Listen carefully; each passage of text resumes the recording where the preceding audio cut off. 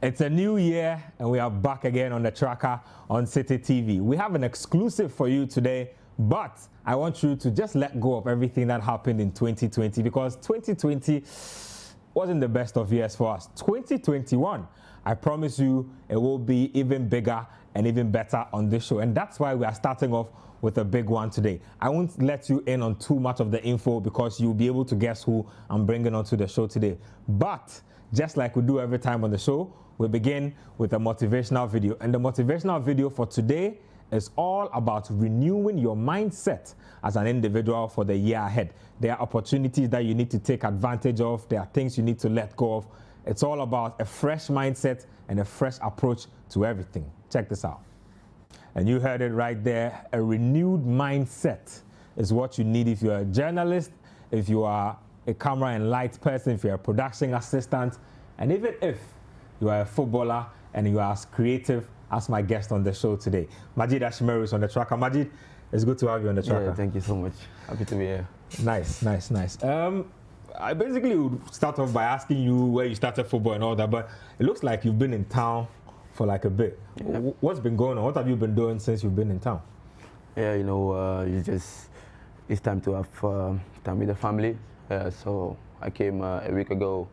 We're on holidays just to see the family, to refresh the mind and get back to work. So basically just about me being at home and having time with my family and getting ready for the next season. Nice. Talk to me about this off season. I mean, when you have time with family, do you make time to play some kick around? Because I know that you can't obviously stay without football for 2-3 weeks till you go back. Yeah. Do you play football sometimes? Yeah, I do. I do with my friends that are also playing outside. So when we come, we try to organize some games for the fans here to come and watch, and it's always fun to be able to play in our country again, because after so many months outside, we playing here. It's always fun. Yeah. Talk to me about when you were coming down to Ghana. I know there's COVID these days. I'll talk to you about football and COVID, but just when you were coming down, what's the procedure like now? How different is it now from like back in the day when there was no COVID and you were just off season, team is gone on the break, you are coming back? What measures do your team take and what measures are in place just before you also get into the country? Yeah, for we like in Austria now, it's lockdown, and before we finish the season, they gave us a lot of measures and that we have to take and something we have to come with in Ghana, and we have to be very careful here. And for me, it's crazy because you have to be in the flight for so many hours with the mask on. And it's really crazy. So for me, I think it's really difficult times, but we also have to give thanks to God we're still alive, because there are so many people who are gone. So for me, it's not easy, but we have to cope with it, and hopefully, things will go fast. I mean, at club level in Austria, are you also being like tested every 1 week, every 2 days? How's the procedure like inside Red Bull Salzburg as at this particular period? Yeah, for we test every 3 days. Wow. Yeah, every 3 days we have to check, because we play Champions League, we play league, and so every 3 days we have to check. So is that a little stressful for players, or you feel like it's part of the circumstances, so you do what you need to do? Yeah, it's stress, but we have to take it like that, because now it's with us. So that's what will make you play. If you don't have this test, you can play. So basically, for we understand the situation, and it's okay. Talk to me a little bit about your beginnings. I got to know you when you were playing for WAFA, but before WAFA, I knew nothing about Majeed Ashimeru. Talk to me a little bit about where you've come up from, where you've grown up. Yeah, I was born and grown in Mamobi. Okay. Here in Accra. So from then I was playing a coast team in Mamobi that is called Strong Tower. So I left Strong Tower at the age of 11 years to WAFA. So hold on a bit for me there. Most of the time people like to rush past the details. Tell me about Strong Tower, right? And growing up in Mamobi. First of all, how did you get introduced to football in Mamobi, and then how did you even get recruited to play for Strong Tower? For me, football is something I grew up to like. So when I was really young, I think I started football at the age of 6, 5, I don't know. Wow. So Just playing in the hood. Yeah, just playing in the hood with my friends in school every time. And I had my mother. I mean, she was supporting me so much, even when I was young, because it wasn't easy for my friends to even get shoes to go and play with it. But my mother could go and get dates, all this for me just to play. So you could see how I started. So it's basically like that. And after I got the chance to join Strong Tower through the hood, I was playing on the street one day, and this coach from the hood was like, "No, I had a team, so just come and play for me." And from then, yeah. Was it obvious at around age 7, 8, 9 that you were better than the other kids, or at that point you were just one of the kids playing football and hoping that it would take you wherever it would take you? Yeah, I was just one of the kids playing, and it's not something I dream of being at this level now. I was just playing because I love football. It's something I love. So. I picked up from one of your interviews that your dad was strongly against football in the beginning. What was that all about? What were his reasons? Because he wanted me to go to school. He talks everything about school, and he wanted me and my sister to go to school. But I mean, at the beginning, he didn't understand why I wanted to play football. He didn't. So he had a lot of problems with my mother, and but I didn't know why my mother was so much into football by then. Yeah. I didn't know, but now I got to understand that, I mean, she loves what I love. So is it like you had to hide and go and play, because this is a house where mommy wants you to play football, Poppy says Majeed must go to school? I mean, how do you balance such a household? No, sometimes I just have to sneak out, and and it's always crazy because whenever I sneak out, my mother is there to control the situation. So I never had any contact or my dad trying to touch me. No, my mother is always there to control the situation. Yeah. Interesting stuff there. Very interesting. Now, I mean, playing coach football. Tell me how that was like. I mean, what were some of the lessons you learned playing coach football? Because there are a lot of talented guys who play coach football and they never make it out of that level. Yeah, it's true. For we back then in coach, it's always fun because playing with the age mate. I mean your age mate, and it's always fun because these kids are also guys like you who love to play football, and it's always challenging when you are playing against each other. And for me, I know a lot of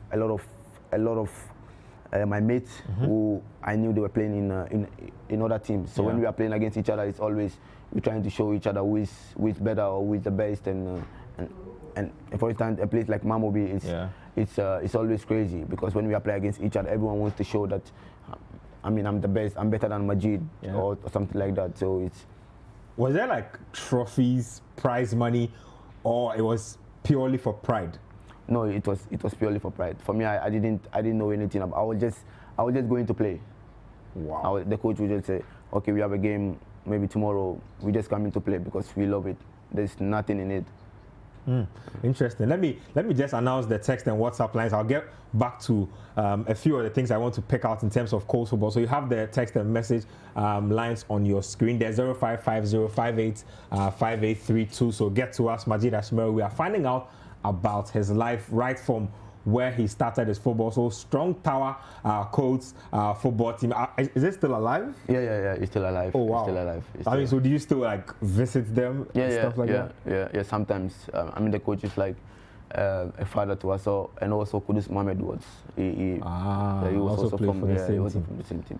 I mean, how do you feel about coach football in general now? Because I'm not sure what it was like when you were playing Strong Tower and what coach football is now like. I mean, do you think there's been an improvement? If you yourself could make any improvements, what could you possibly put into it? Yeah, I think now it's not really. I mean, they don't get. How will I say it? I mean, it's not being watched like properly. Yeah, like before, and this is something I even spoke with my manager some time ago that. Look, if we could help these kids, maybe not now, maybe in the future, because there are so many kids who want to play, and I think they need to be watched. I think they need to be supported. They need this support because it's not easy for these coaches that are training them, because it's very difficult to coach all these kids without football, without shoes, and so I think it's something. The bigger heads has to try and give them a little bit of attention. Now, do we abolish Colts, because you are both a product of Colts football and you are a product of the academy system as well. I'm very sure that you can draw the differences, even aside the education bits. You can draw the differences. When you first caught the eye of the scouts from WAFA, what was it like? Did they come over to see your parents? How did that whole process go like? No, back then there was like regionals. You play like regionals game, Greater Accra, Ashanti region, and all this. So we went to regionals in Kumasi, and this scout from WAFA came, and I was scouted. I was one of the guys who was scouted. So after that, it was really a drama in my home, because my father didn't even want them. He didn't want me to leave the house, because he didn't know anything about this academy. Ooh. But my mother was in support as always. But my father, he wasn't really in support. So it was. So after I got scouted, I have to wait for like 2-3 weeks at home before we can settle the situation. And the scout from WAFA was always calling, trying to know convince the whole trying to convince the whole. What eventually gave? Is it your mother that had to intervene, or what exactly was the breaking point where your dad said, okay, you know what, if you want to play, go and play? No, it got to some point my mother was really hard on him. It got to some point my mother was, look, if the boy don't go, then I'm also walking away. So, you're kidding me? Yeah, it was really, really. When I remember those times, I just sit down and laugh, because we went through all this, but now they are really happy, both my mother and my father. How has football in that sense changed your family's outlook on the game? Because this is a family where you believe that you are talented, mother believes you are talented, dad didn't think you could take football anywhere and that you should take education seriously. How do they discuss the whole situation now when they look back at everything?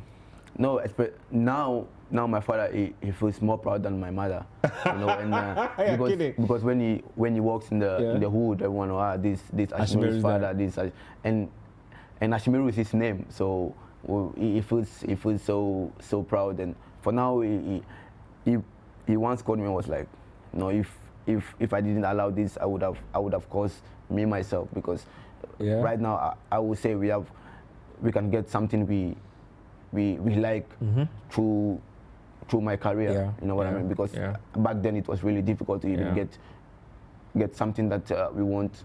So for now, football has definitely opened doors for the family. Opened doors for the family. Talk to us about time at WAFA, right? Now you say at 9 years. Yeah, that's when 11. 11. Yeah, that's when I moved.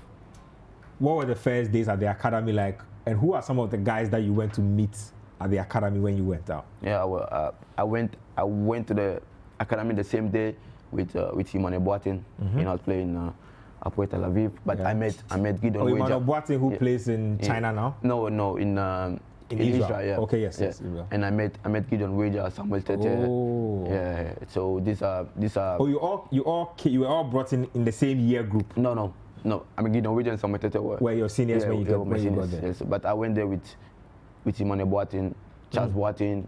Yeah. That's group. Yeah, that's group. Interesting. Let me read a few messages coming through. We'll continue the conversation in a bit. People have so many questions for you. I'm surprised. This one here says, good morning, Nketsia. Happy New Year to you and your team. Good motivational video to begin with. This one says, this one's from El Zatu from Kaswa. Says, I want you to tell Majeed Ashimeru I'm a real fan and wishing him more wins for the future. This one here also coming from Junior Maker, says watching you live, proud of you.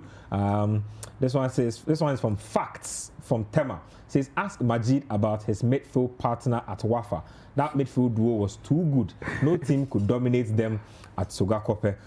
This one's from Wagner, the captain from Mamobi, says I'm really enjoying the program. Tell Majeed we are really proud of him and we pray he goes higher. Now that he's doing well, we pray that he will stay injury-free. This one's from Muntari Tunga from Dansuman. Says, tell Ashimeru that I'm one strong fan of his and I really love his play. This one says, we'll be glad to meet him in person. Abu from Tamale says, I like Majeed. From the first time I saw him playing, I love I love him and I want to be his friend. Hey, Charlie, you see, they play football and you want to be his friend. Is that how they do it? This one here is from Nafti from Fadama. Says, I love the way Ashimeru talks. This one's from Maestros 11 of Mamobi. I don't know if do you know Maestros 11? I know them. It's a Colts team? No, they are my friends. Oh, okay. They are, like a support group? No, it's not a support group. It's like the same age mates with me that they play in Mamobi. So Maestros 11 says, proud of you, Majeed. So respectful and down to earth, always with us. Not the money you give us, but the love you show when representing us. Big up, Strong Tower owner Makusa. Oh, so Makusa, you know Makusa? Yeah, I know Makusa. Nice one. This one here says, Ashimeru, the senior of Kudus Mohammed of Ajax and junior to Kasim Prosper. We, Zongo Mamobi, wish you all the best. Go higher, you're blessed. This one says, big ups, Maker, your boy Abora. Okay. This one says, I pray he becomes the best of all. I know he doesn't recognize me, but I wish him all the best. This is his junior sis, Aisha Soa. Charlie, your fans plenty. Hey, we are only 19 minutes into the show and messages are coming from everywhere. Now, tell me about WAFA, right? For the longest of time, they've played the best football in this country. They've graduated some of the best footballers out of this country. What about the academy made it such a special place for guys like you, Samuel Tete, Waja and co? Yeah, I would say, the facilities and the coaches we have in WAFA. They are coaches that, they have their own scholarship and everything, and they understand football.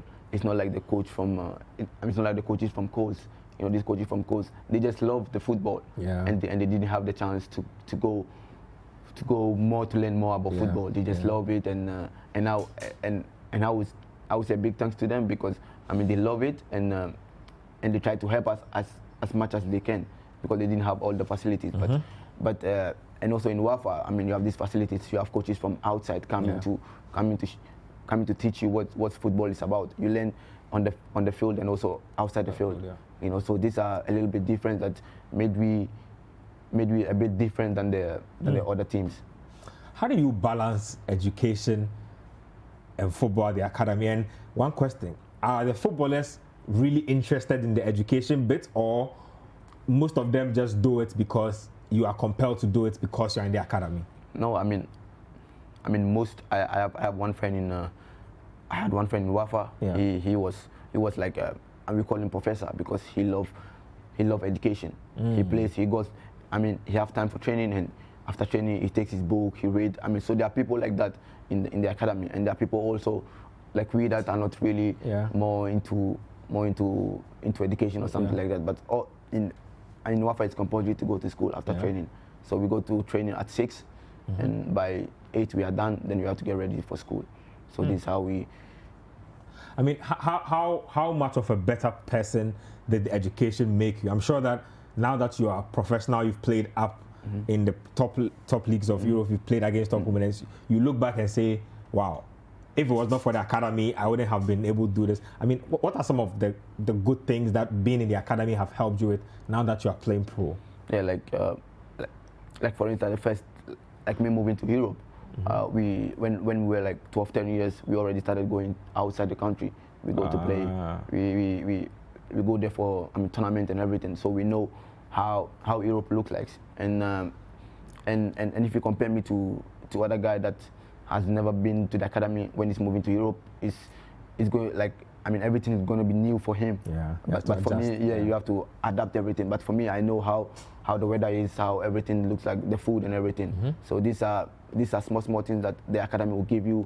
That when you're outside, you won't get that from coach. Who was your best player at the WAFA level when you were there? Gideon Waja. Gideon Waja. Yeah. Wow, it's crazy. Gideon Waja, last time I checked, he went to Canada, and then he went to Tanzania, I think. Yeah. If you think about it like that, how come that some of the players that you people think are the most talented don't end up with some of the biggest teams? Example, a guy like Waja. No, I would say everything is God and the right step. And there are people who move on the right steps, and there are people wouldn't move on the right steps. Or I mean, maybe they have some problems, or I would say I would just say it like that. But for me, Gideon Wager it's someone everywhere I go I try to mention his name, because when I first moved to WAFA, he was he was like my school father. You know what I mean? So and later people thought we are brothers. Oh. From the way we, yeah. I mean, a lot of pictures with the two of you together. Every time, because I mean, and even the year that I played, the last year I played for WAFA, I mean, Wager was I think the best player for the team, because I can testify to that. because he understands whatever we are doing, and in that group he was the only senior in that group, so we all try to respect him as much as we can, because he knows everything we are doing on the pitch. He tried to talk to us when things are not going on our side. Yeah. Interesting. Tell me about the Ghana Premier League itself. I know you didn't play a lot in the Ghana Premier League. You played what, less than 10 matches? Yeah, no, I played 2015, 2016. I played the whole season. The whole season. Yeah, and I was even in the best 11 after the season. Interesting. But I think 2016, 2017 I didn't play, and I think 17, 18 I played. Are you a fan of any other Ghanaian club? I mean, I know that by affiliation your heart is with WAFA, but is there any other Ghanaian club that you actually have like strong feelings for? No, you know, when you are from Accra, you support Accra as a folk, because my father supports. Accra Great Olympics will not be happy with you. Because my father supports Accra as a folk, so I grew up knowing Accra as a folk. So for me, I like them as much as I like WAFA, but I would tell them sorry for scoring them when I meet them. Are you a part of the team that scored Accra as a folk 5-1 or 6-1? Yeah, 5-0. Charlie, why you people do that? No, I scored the first goal. No, just let me take you back to that particular game now that you mentioned it. Now, I mean, how does that happen? Is it like you decide among yourself as a team that, Charlie, these people, they come down today, they be big teams, so for show up? Or for you people, it was just a regular game, you just happen to be better than them? No, it wasn't a regular game, because when you're playing against Accra as a folk, you know, it's I mean, they're one of the best teams in Ghana, and we wanted to show them why we are also the best. Yeah. So, I mean, and even on the day we played the game, we were in the academy, and it's like 10 o'clock, and their fans were already in the academy. They were like, today we are breaking your records, because I mean, it's been a while, we never lost in the. Yep. I think that's why you're unbeaten at home. Yeah, unbeaten at home. So they came like at 10 o'clock. We were like, what? You're already here, and they were shouting all over. And in before the game we spoke, we were like, okay, then we have to show them that. I mean, we don't care about how many fans they bring here. We just have to kill them here. And and the result was crazy. Because we never thought we could win that. I mean, that by much. that margin. Yeah. What was the reception like? I'm asking what the reception was like, because typically if it's a Kotoko beating has 5-0, Kumasi will not sleep that night. If it is Adriana, Doma will not sleep that night. Did you have a very strong connection? Like, did the WAFA team have a very strong connection with the people of Sogakope, or it was not really that deep as you'd have wanted? No, we had this connection, but for me it was normal. You know, after the game we won, and we went directly to sleep. We didn't even celebrate. Yeah, we didn't even celebrate. Why? Because it's we know we could win, but we didn't expect that much, and it was something we say, okay, it's normal. House of Oak will not be happy hearing this. You beat House of Oak 5-0 and then went to sleep like nothing had happened. Yeah, because you know we are academy boys, and it's not allowed for us to go out, so we just have to be inside and sleep. Man, that's something. I know you are right now literally building up in your European career, but is there a possibility that if your career comes full circle one day, you'll be open to playing for Hearts of Oak? This is a tough one, but I mean, not now. Yeah, not now. But once you've gone. Yeah, I think now our senior is also playing in the Ghana League as Samajan. Yeah. So I mean, you could see maybe in the future when we are done in Europe or something, we could come home and try to support the young ones coming up. So for me, it won't be bad after my career trying to come back to Ghana to play again. There's more I need to talk to you about as far as the Ghana Premier League is concerned, but let's take a short break here on the tracker. We are talking to Red Bull Salzburg midfielder Majeed Ashimeru. A lot more to find out his national team career and all that, so we'll get back to a lot of that in a bit. Let's take a quick break here. When we come back, we'll delve deeper into the discussion. Welcome back to the tracker here on Citi TV. We are talking to Red Bull Salzburg midfielder Majeed Ashimeru. He was getting into a bit of his local career here. A lot of messages coming in. I'll be getting to this in a bit. This one here is from Gina Flames from KJB. It says, ask Majeed how he blends his fame with his relationship with God. So I'll come to that in a bit. Stephen Boy from West Hill says, I'm a big fan of Majeed. Maker Majeed. Is that the name? Yeah, Maker. He says, his father, Mr. Ashes, is my father's good friend. So basically like so basically like a brother. We wish him the very best. He says King Maker with love. This one says, Ben, I love Majeed. I would love to have a signed jersey from him. Charlie, the signed jersey there, we go like him. He will come. This one's from, it doesn't add a name. Please do add your names when you send the message. This one's from Olayinka from Mamobi. Says, keep going hard and Maker, a young king. This one's from Wajina from Mamobi. Says, Mamobi Malaga. Charlie says, I'm really enjoying all what he's saying. Charlie, your fans plenty. Hey! Charlie, no, this one be serious. This one also is from Tofik, your boy Tofik. Says, we are watching you at a shaman. Also, another message here. This one says, hey, Majeed, your sister... Charlie, hey, pressure. Says, hey, Majeed, your sister just got married. Are you planning to join the table of men? I didn't even know this. He says, are you planning to join the table of men? Allah richly bless your family, especially your mom. She was the root of all this beautiful flower. We love you and it's for real. This one also says that this guy was awesome in that midfield in 2016-2017 with Gideon as a DM. They dispatched Bolga All-Stars with class in their interpositional play. Baba Abdul Wahab from Wale Wale say, keep it up, young bull. This one says, this is from Ben Alpha Silva from Sun City. Says, I love this show. Majeed Ashimeru, super fantastic player. I would be glad to watch you in a Liverpool shirt one day. Yes, Amen, sir. Amen. Amen. Majeed, tell me about the Ghana Premier League a little. I mean, have you watched any games since you've been in town?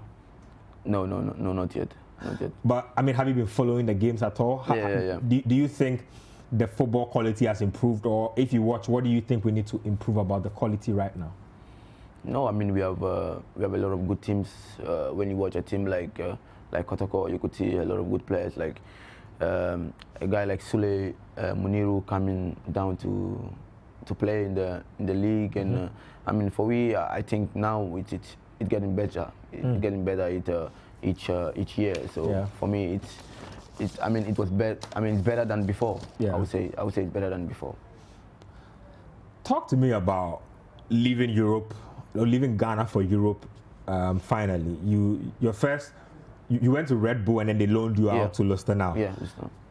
How was the transition like? You mentioned that it was a bit better than most people because you had the privilege of an academy. But I mean, walk us through how that type of deal happens. Like, does an agent or representative call you and say, Red Bull is graduating you, or I mean, because of WAFA, you have this thing set out already, your transition set out already. How is it like? Yeah, I mean, the year before I left, I had a good time with WAFA. So I moved to Belgium. I was there before Red Bull came in. They were like, I mean, and normally in WAFA, Red Bull, they come to the academy every now and then to scout players. So after I left to Belgium, they heard that I was already in Belgium and decided to come for me. So I was even in Belgium when I had to move straight to Austria. Oh, you were playing a team in Belgium? No, I went for trials in Belgium. So they heard that and they called, I mean, the big man in WAFA that why didn't you bring Majeed to us? And he said, look, you didn't come for him. So we had this conversation. They called me and were like, no, you have to come to Austria. So I had to fly from Belgium to Austria to finish this league.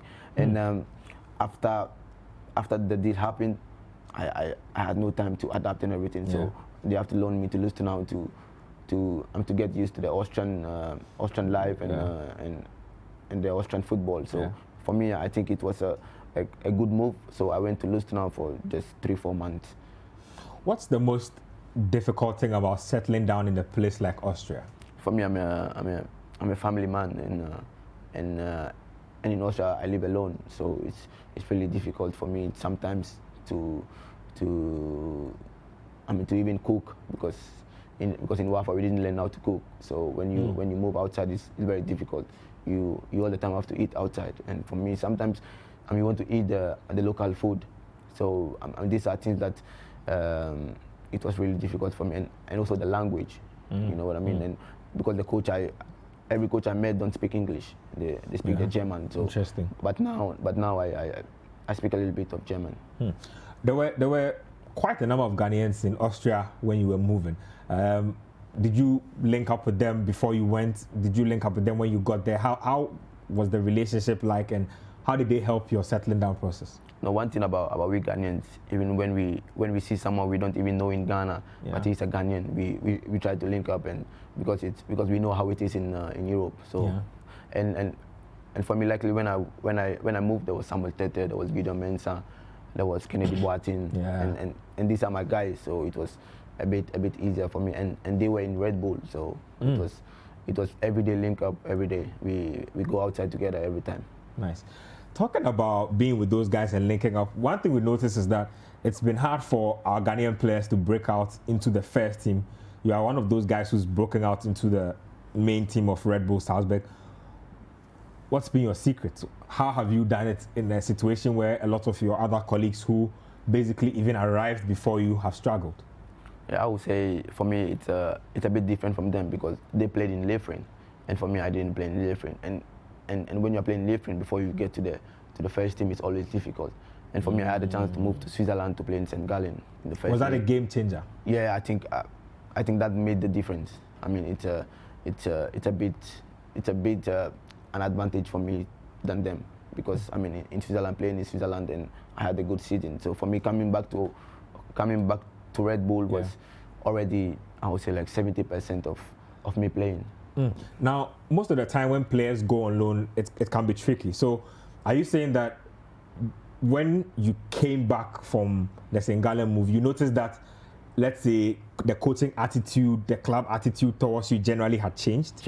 I'm totally, because when I was in Switzerland, every time they tried to check up on me, and it's unusual they do that.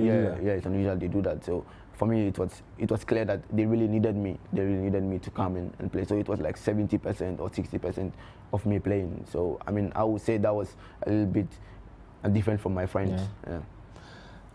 Tell us about Erling Haaland, right? You played with Erling Haaland. Interesting stuff. What was he like back then in the academy or at Red Bull when you were there? And did you even think at that point that he would blow up to become the guy he is now? I think, but not this fast. But he's just, I use the word beast on the even in training ground. When you see him, it's crazy. When he's in front of the goal, you know, I'm a player like me. When I'm in front of the goal, I try to joke, I try to dribble the keeper or something. But he just shoot because he wants to score. So it's, I mean, we all saw that. I mean, he will go really far, but not this fast. But I'm always proud that I played with amazing guy. And for me, it's someone that outside the pitch, he's very cool. He loves blacks. He loves blacks so much. So for me, he was my. I mean, we sit together in the bus. Yeah. So every time when we're going for away, I sit close to him. So he's really amazing guy. I mean, talk to us about your relationship with him. Do you still have like a relationship? You people still talk? Yeah. We talk sometimes. You think he's the kind of guy who can go on to probably become the best player in the world? Yeah, I think so. Because now, I mean, it's crazy when you see the numbers. It's really crazy. Did he have any special work ethic? I mean, you mentioned the fact that he was very business-like in front of goal, but did he have any special work ethic? Did he do anything special back then, or he was just a regular guy who took his chance? No, he was just a regular guy, but I think a bit of hard work. I mean, he puts in like so much. He he doesn't relax. For me, when I'm playing a game and I score 1 or 2 goals, I feel like okay. I feel like I'm okay. Even when I score 1, but for him, you know, when he gets 10, he wants to score 10, and this is the difference. This is the difference between him and the other guys.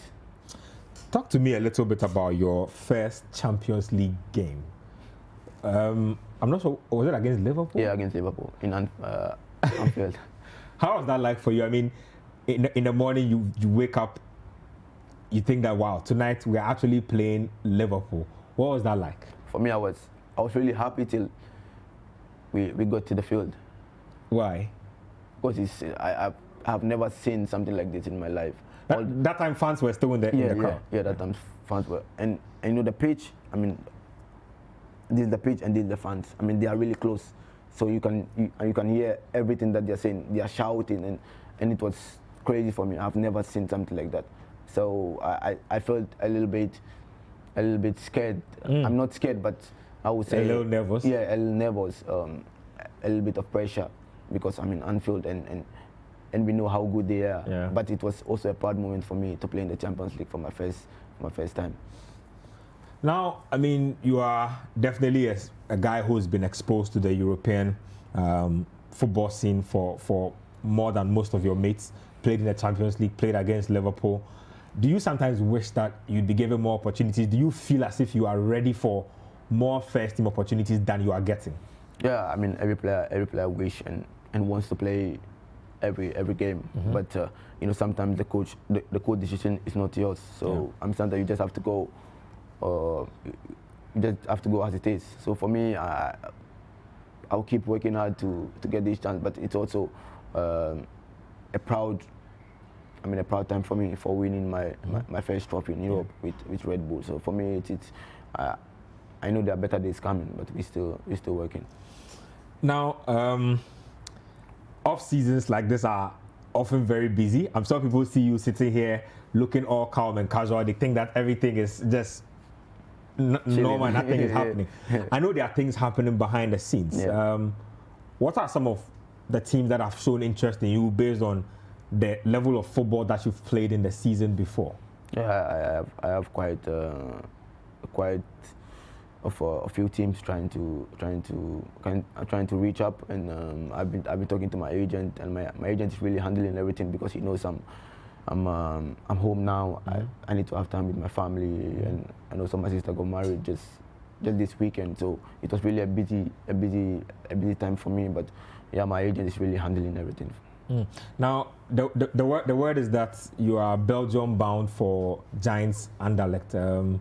That's the news in town now. How true is this, first of all, and how interested or how pumped are you to go to Belgium? Yeah, I mean, my agent is still talking to them. I spoke with them, but it's still not. Everything is not sealed yet. But I mean, Belgium is a country I like so much because it's it's league people watch, and Anderlecht is also one of the big teams in Belgium. So for me, I mean, it's still under control. We will see what's come out. As far as your game itself is concerned, you are what, only 23 years old? Yeah, I'm only 23. What are the aspects of your game that you want to improve? You want to probably make better going into the next season? Goal scoring, because my manager and people around me always complain that sometimes you have to score, but for me, I like to assist. I feel like when you help someone to score, it's really a big thing. But I mean, now the way the football is going, you just have to score. I mean, when you score more, people see you more. So for me, I think I have to work on scoring, and I'm already working on it. Let's talk about your time with the national team, and let's start off with the under-23s. Now, the under-23s have become a controversial subject because Ghanaians love their Olympic football, and for the longest time, we've not been able to make it to the Olympic tournament. What went wrong with your batch? We all thought that your batch was a very talented squad, and that you had all it took to actually go to the competition. What happened? I would say we were unlucky. We were unlucky because I joined them in Togo, even in the qualifiers, and we qualified to the. But I would say I couldn't get the time to join them in the tournament, and I feel like they did their best. It was really unlucky unlucky to them because it's been a while. And the funny thing is, the players wanted the nation to go to the Olympics. It's not that they didn't want us to go to the Olympics. So sometimes it's football. We do ours and God do His. So we just have to be thankful. But I know. Years to come we will go because the kids coming are really talented and I believe they will take the nation through. But penalties were your undoing in that particular qualification series. I don't know. There's a little thing between Ghanaians and penalties. What is it, first of all? I mean, was that also down to bad luck, or you feel as if things just didn't go your way? I mean, how do you explain that? Losing in the semi-finals on penalties, losing in the final again on penalties. I would say penalties is something that we Ghanaians we don't really take it serious till it gets to penalties. I mean, like in training we don't even learn how to play penalties. Is that how it was at the academy? No, in the academy we were training penalties like now and then and every time. But also in Europe, even after training, you could see players trying to play penalties. But we Ghanaians we don't take those things serious till we meet these stuffs. And I would say we just need to work on penalties. Interesting stuff. Now, you hit some good form. I'm sure you were expecting to go to the 2019 AFCON. Yeah. You didn't make it as part of the final squad. How did you feel about that? Because you were in good form at that time. No, I felt disappointed, but and I would say all the players that were called also deserve it. And for me, it was normal because every Ghanaian wants to play, and the coach knew the players he wants to represent the country. But I felt a little bit disappointed. It's normal. Everyone will feel disappointed. So for me, it was disappointing for me, but I felt okay. The opportunities will come. Yeah, I know for sure it will come. The last batch of qualifiers, again, Citi Akono gave you a chance. How do you feel about his leadership for the Black Stars now? Black Stars have a new coach. It was a different coach from when you missed out on the AFCON. How do you feel about Ciki's leadership with this national team? For me, I think he's doing well, and for him, he knows. I mean, he played outside, and he knows how footballers behave. So I believe he will control with the footballers. And when I went to the camp, I saw how he talks to us and how he behaves, and I believe he will take the nation to another level. He just needs some time because it's not easy. I mean, when you call the players, they have just few days to train with you and go for the game. So I think step by step he will do it.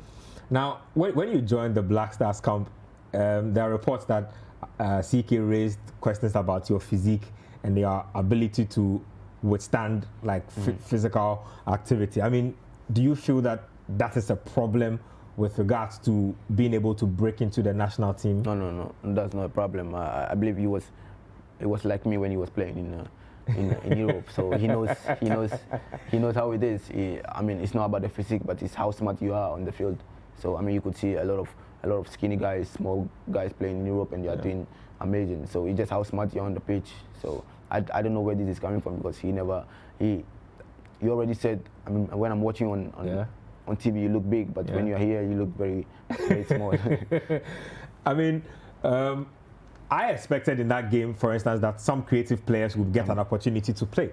I have a personal thing that our national team does not like creative players. I don't know how you feel about that personally. No, even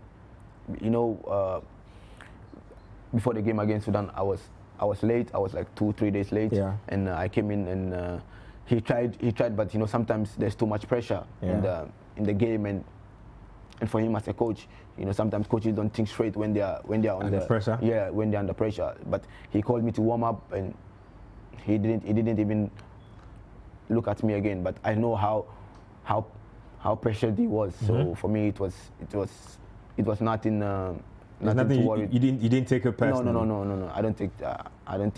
I don't take things like this personally. Let me read a few messages. I'll get back to you on the young contingent in the Black Stars. A lot of messages have been coming to Charlie. People send pictures and things.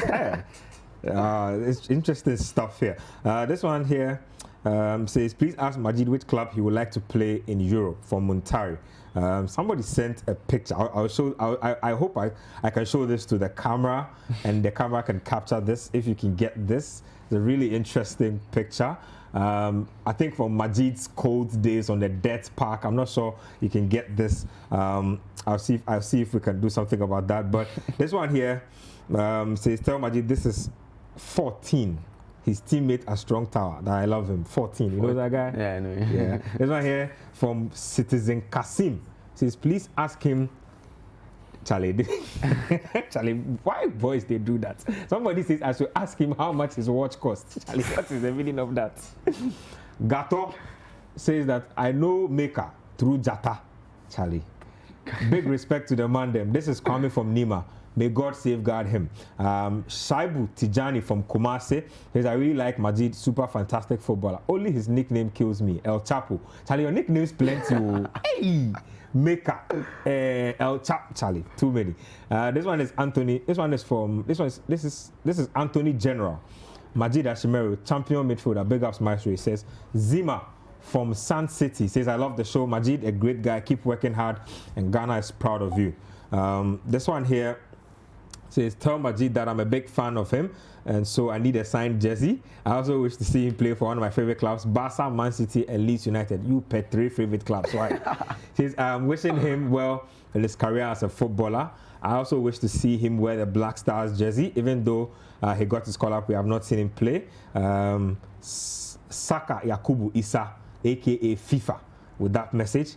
I'm sure you know him. This guy says, the grandma says she loves him so much, and all she wants from him is to be there.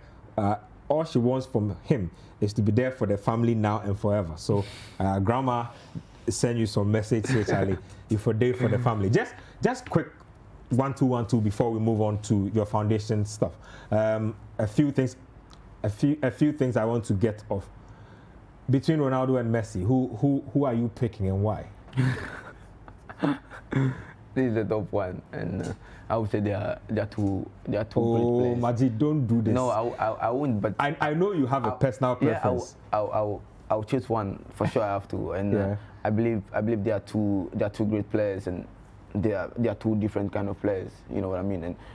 And for Ronaldo, it's like a really hard worker. When you watch Ronaldo, when you watch him, you know that this guy, through hard work, you can get to the top. Yeah, to the top. And a player like Messi, you know, he's talented. He does everything with the football. And for me, I'll go for Messi. I knew it. Your football is a lot like Messi. You are definitely picking Messi. Well, we have that picture I was trying to show you back then. So if we have that picture, let's display for Majeed to see. Let him tell us where exactly he was. Charlie. Who? That's Ashimeru. That's you on one side. Yeah. And who's the other guy? That's this guy. I think he's from Medina. We played this game in Medina. Oh, this was in Medina? Yeah, there was. I have this close friend. He's called Jalil. He's now in WAFA. He organized a game in Medina because he's from Medina. So we went to play. And wait, how long ago was this? This was before WAFA? Yeah, I think when I was in WAFA. It was at WAFA, I think. You went and played like some pickup game. Yeah, you know, Citi, I removed my... Yo, Charlie, interesting stuff there. So, but this guy, he always send me this picture. And, I laugh every time I see him. Yeah, I mean, Charlie, he's taking a picture with the famous Majeed Ashimeru. He needs to remind you every time that he played with you. Yeah. Tell me a little bit about the work you're doing home with your foundation, because you mentioned earlier on in the show that you're trying to, make life better for people, try to give back in a way that you didn't have back in the day. Tell me about that. Yeah, for me, I believe where I'm from, it's too rough and not easy. And I believe when you get to some stage, you need to turn your back and try to pull some people with you. And for me, I believe my foundation is all about helping people, make them know that all hope is not lost. Trying to give them hope and try to make them know that we are there to help them for the little we can and for them not to stop whatever they are doing. So this is basically all about my foundation. Is to help people and try to make them know. What's the name of the foundation? Majeed Ashimeru Foundation. Majeed Ashimeru Foundation. What will you be doing? Is it like basically giving out charity stuff, or it's football related stuff? No, it's basically everything. Everything involved. try to help people, trying to help the young kids coming up with a whole lot of things. So we are still on it, and we're taking it step by step. So if I want to catch Ashimeru playing Sunday Stars, Monday Stars, where can I find Ashimeru? It depends. Sometimes I go to Nungwa, sometimes I play in Mamobi, sometimes in Dansuma. It depends. Charlie, everywhere. Everywhere. Astro, Sakura. Yeah, everywhere, because sometimes you feel just to play on the Sakura pitches, because that's where you're from. That's where you started. Yeah, that's where you started. So it's always cool to play there again. Yeah. Nice one, nice one. Bless up. Thank you. I've enjoyed myself on this interview. You've given us an entire tour of WAFA, Austria, Lustenau. What's your favorite Austrian food? Oh, you are still eating Banku and this thing in Austria? Yeah, I got cooked, so. Enjoy yourself. The man has a cook to cook him Ghanaian dishes. That's all for today's edition of The Tracker. Same time next week, we'll bring you more on this one.